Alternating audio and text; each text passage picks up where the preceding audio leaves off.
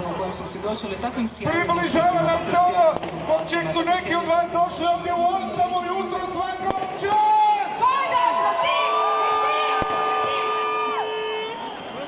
Koji smo bili na prvenstvu?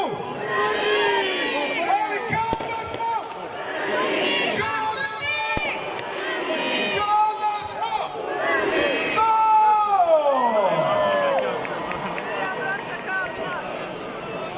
Ja, što je lijepo! Ljudi, ja ne znam za vas, ali znam jako dobro jer vas vidim. Ko je sretan? Ko je ponosan? Gori danas nad Zagrebom, gori danas nad cijelom Hrvatskom, da vas čujem kako vičete, da nas čuje cijela Hrvatska!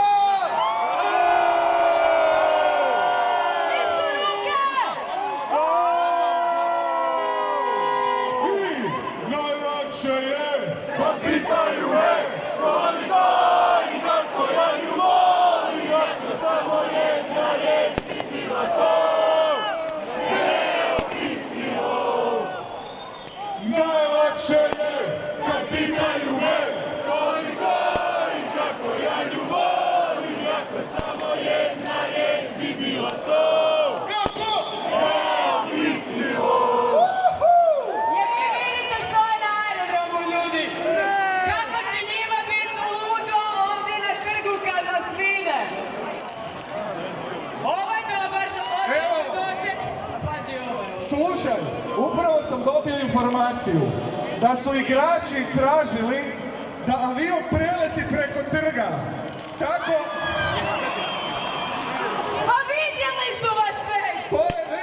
to se već dogodilo. A, dobro. Mislim da su vas vidjeli. Da su već rekli. Zato malo kasnije jer su preletali iznad nas i vidjeli su nas. Ali dajte sad gore u nebo jedan pozdrav svima!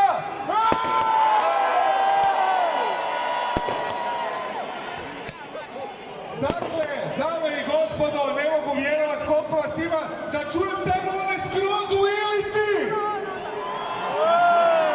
Opa, da čujem ove kod kipa Bana Jelačića!